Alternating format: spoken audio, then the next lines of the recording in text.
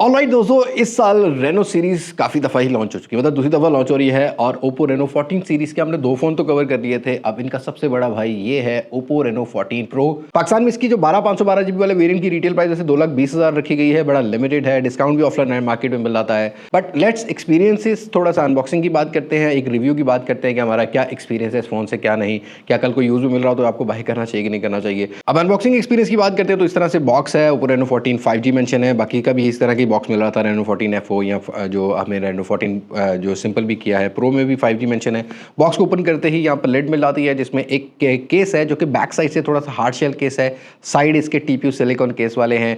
Again कुछ manual guides मिलती है। अगेन यहाँ पर आपको एक डिवाइस मिल जाती है और डिवाइस के बाद यहाँ पर सिम इंजेक्टर टूल और एक type A to type C वाली केबल और एक मिलता है 80 वॉट का चार्जिंग ब्रेक। बाकी यहाँ बॉक्स को छोड़ते हैं, आते हैं फोन पर। अब फोन की लुक की बात करते हैं तो रेनो 14 से थोड़ा सा बड़े साइज का देखने को मिलेगा। Rear side one piece glass के साथ मिलता है, वेलवेट और ये मरमेड डिजाइन के साथ आता है। IP68, 67, 69 तक की rating splash and dust resistance मिलती है। एरोस्पेस एल्यूमिनियम फ्रेम ये फोन लेके आता है जो कि इस फोन को प्रीमियम भी बनाता है।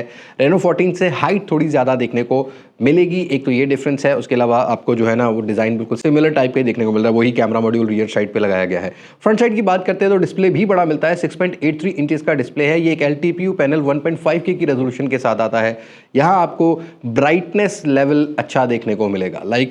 ये फ़ोन 120 हर्ट्ज का रिफ्रेश रेट ऑफर करता है। स्क्रीन टू बेजल रेशो की बात करोगे, स्क्रीन टू बॉडी रेशो की बात करोगे, 94% का हमें देखने को मिलेगा। HDR10+ की सपोर्ट लेके आता है। OTT प्लेटफॉर्म पर भी HDR की सपोर्ट मिल जाती है। इंडोर आउटडोर विजिबिलिटी भी ठीक है और ओप्पो ने पूरी प्रीमियमनेस डाली है भाई इस डिस्प्ले में। ऑलवेज ऑन डिस्प्ले, एक ऑप्टिकल फिंगरप्रिंट सेंसर और आपको यहाँ पर गोरिल्ला ग्लास 7i की प्रोटेक्शन जो है वो देखने को मिल जाती है।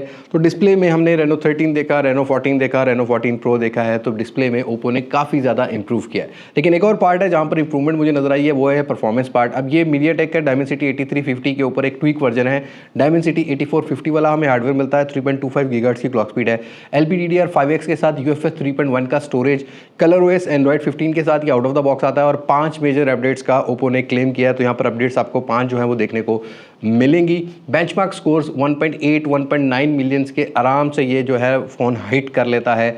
गेमिंग करनी है तो PUBG मिलती है आपको यहाँ पर 90 FPS सपोर्ट, आपको हाइपर इंजन की सपोर्ट मिलती है, लिक्विड कूलिंग की सपोर्ट मिलती है। तो वो सारी चीज़ें ये एक मतलब होता है ना कि एक अच्छा तगड़ा हार्डवेयर इसको हम कह सकते हैं इस प्राइस पॉइंट पर। तो definitely one of those hardware जो कि आप कंसीडर कर सकते हो if you are like a people जिसको एक मॉडरेट से ऊपर वाला यूजेज रखना है, एक थोड़ा सा तगड़ा यूजेज रखना है, तो डेफिनेटली ये हैंडल कर लेता है। बट कैमरा पार्ट में अब ओप्पो रेनो जो 14 है उसके अंदर हमें जो अल्ट्रा वाइड सेंसर है वो 8 मेगापिक्सल का मिलता है, यहाँ वो 50 मेगापिक्सल का मिलता है। बाकी ये क्वाड 50 मेगापिक्सल के सेंसर लेके आता है। जैसा कि फ्रंट वाला कैमरा भी देखोगे तो 50 मेगापिक्सल है, रियर पर triple camera setup, telephoto lens 3.5x के जूम के साथ आता है, वो चीज़ देखने को मिल रही है। और यहाँ पर ये जो ट्रिपल AI फ्लैश लाइट है ये इंडोर लाइट्स के लिए काफ़ी बेटर काम करती है। वीडियो रिकॉर्डिंग फ्रंट और बैक से 4K 60 FPS तक की ये फ़ोन हैंडल कर लेता है। अगेन थोड़ा ब्राइटर एक्सपोजर वाली साइड पर रहता है, थोड़ा कॉन्ट्रास्ट आपको डालना पड़ेगा, बट डेफिनेटली स्टेबलाइजेशन अच्छी है, वीडियोस अच्छी हैं, बुके वीडियोस 1080p 30 FPS पे बना सकते हो। स्लो मोशन रिकॉर्ड करना चाहो तो आपको डिफरेंट फ्रेम रेट्स मिल जाते हैं जो हमने एक्सपीरियंस किया है। स्टेबलाइजेशन अच्छी है स्लो मोशन के अंदर, 1080p रेजोल्यूशन के साथ 240 frame per second 120 frame per second पर भी वीडियो रिकॉर्ड करता है स्लो मोशन। अगेन यहाँ पर आपको 960 frame per second with 720p slow motion मिल जाते हैं।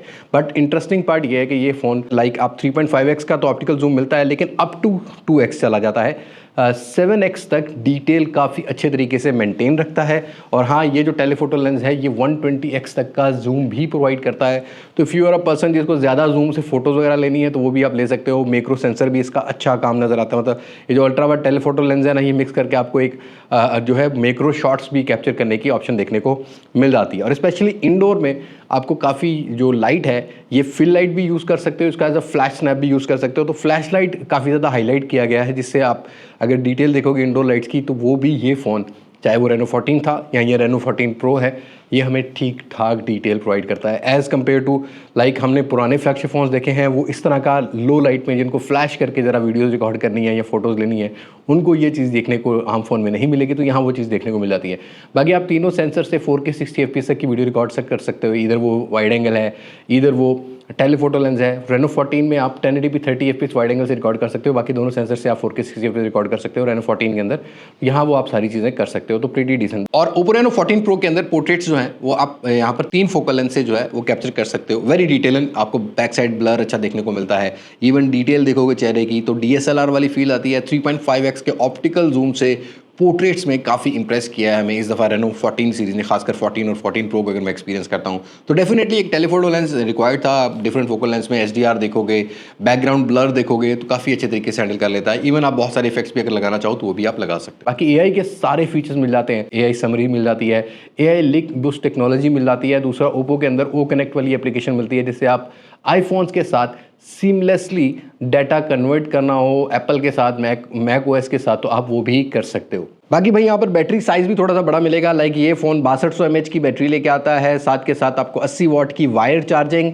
बट ये जो प्रो मॉडल है ओप्पो, इसमें क्लेम करता है कि 50 वाट की वायरलेस चार्जिंग की सपोर्ट भी ये फ़ोन लेके आता है। मतलब अगर आप नॉर्मल स्मार्टफोन देखते हो जो 35 वाट पे चार्ज होता है वाइड के साथ, वायरलेस चार्जिंग ये उससे ज़्यादा जल्दी चार्ज करने वाला है। बैटरी साइज़ आपको बड़ा मिलेगा तो बैटरी टाइमिंग भी ज़्यादा मिल जाएगी। बाकी कनेक्टिविटी में 5G के 10-12 बैंड इजीली ये फ़ोन ऑफर कर देता है। 4G+ की सपोर्ट है, Wi-Fi 6E की सपोर्ट मिलती है, ब्लूटूथ 5.4 का सपोर्ट मिलता है, NFC की भी सपोर्ट आपको यहाँ पर देखने को मिल जाती है। डुअल स्पीकर लेके आता है और वो जो फार्मूला हमेशा से हम अपनी वीडियोस में बताते हैं कि ऊपर वाला स्पीकर जो है ये इसका 40% काम करेगा और यहाँ 60% आपको नीचे वाला स्टीरियो इफेक्ट प्रॉपर प्रोवाइड करेगा, बेसी साउंड ऑफर करता है। तो येस डेफिनेटली स्टीरियो साउंड आप एंजॉय कर सकते हो और एक IR ब्लास्टर की कनेक्टिविटी भी देखने को मिल जाती है। तो दिस इज इट, ये है Oppo Reno 14 pro 5G Pakistani market में। अब लास्ट ईयर भी प्रो आया था, उसके ऊपर मतलब इसी साल ही आया था, खैर उसके ऊपर ये सेम प्राइस सेगमेंट में लॉन्च किया गया है। Right now what are your thoughts about this price, या इस फोन के बारे में आपकी क्या सोच है?